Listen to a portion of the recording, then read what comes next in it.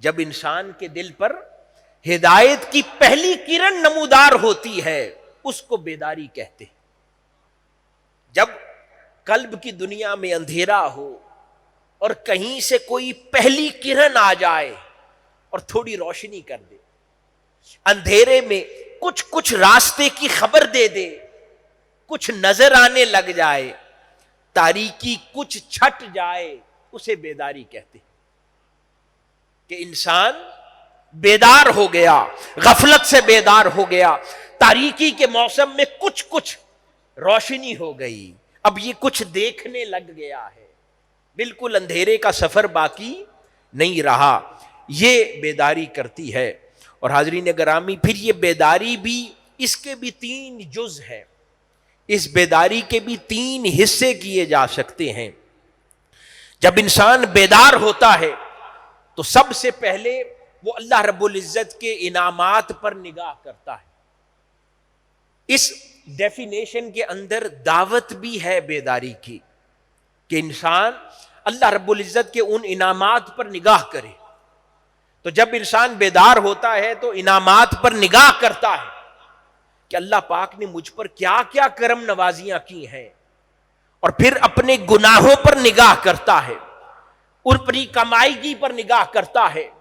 اپنی بدبختی پر نگاہ کرتا ہے، اپنے برے افعال پر نگاہ کرتا ہے، اور پھر اس مولا کا کرم دیکھتا ہے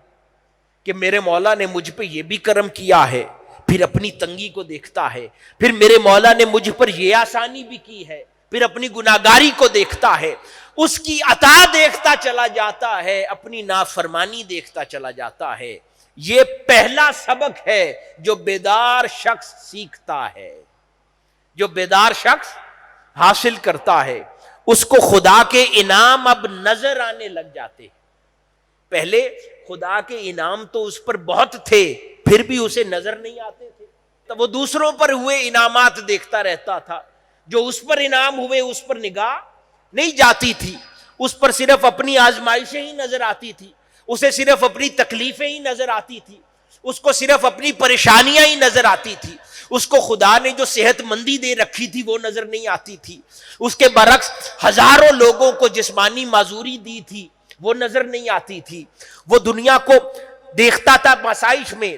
اگر 2 دن اس پر فاقہ آتا تو نظر آتا، لیکن جو پچھلی ساری زندگی اگر اللہ پاک نے اسے سیر ہو کر کھلایا تھا تو وہ نظر نہیں آتا تھا۔ خدا نے اگر کسی کو بے اولاد رکھا تھا وہ نظر نہیں آتا تھا، لیکن اپنا اگر کسی کو اولاد دی ہے اور اولاد نرینہ نہیں دی،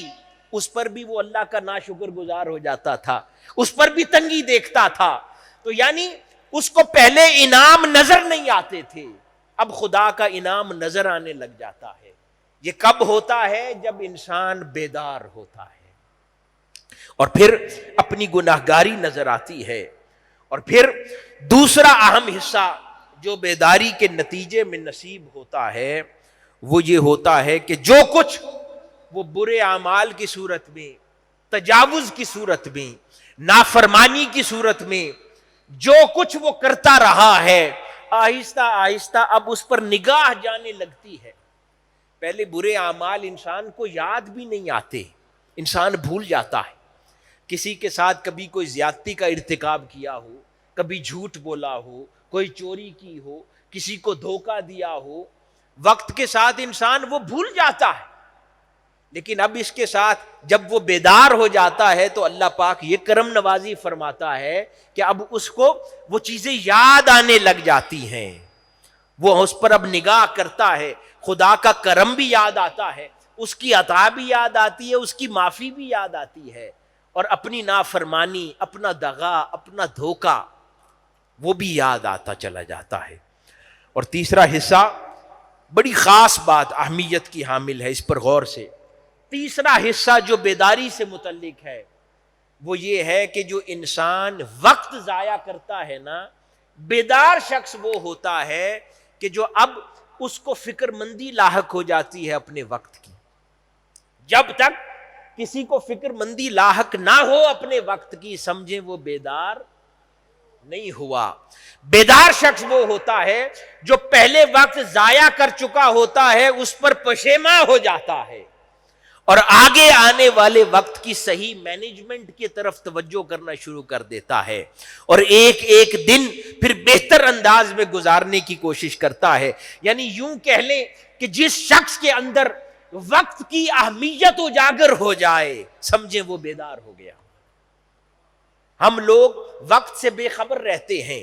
وقت گزرتا جاتا ہے، ہاتھ میں جیسے ریت ہو اسے کوئی مضبوطی سے دبائے تو نکل جاتی ہے، کوئی وقت کو تھامے نہیں رکھ سکتا، اسے سنبھال کر قید نہیں کر سکتا. اسی طرح وقت گزرتا جا رہا ہے. بے نیاز بے فکر آدمی وہ ہے، غفلت میں وہ ہے جسے اس گزرتے ہوئے وقت کا احساس نہ ہو، اور بیدار شخص وہ ہے جسے گزرتے ہوئے وقت کا احساس ہو جائے اور وہ فوری اپنے وقت اور گزرے ہوئے لمحات کے اوپر منتظم ہو جائے، ان کا حساب رکھنے والا ہو جائے، اس کا اکاؤنٹنٹ بن جائے، گن گن کر وقت گزارنا شروع کر دے تو کہیں گے کہ یہ بیدار شخص ہے.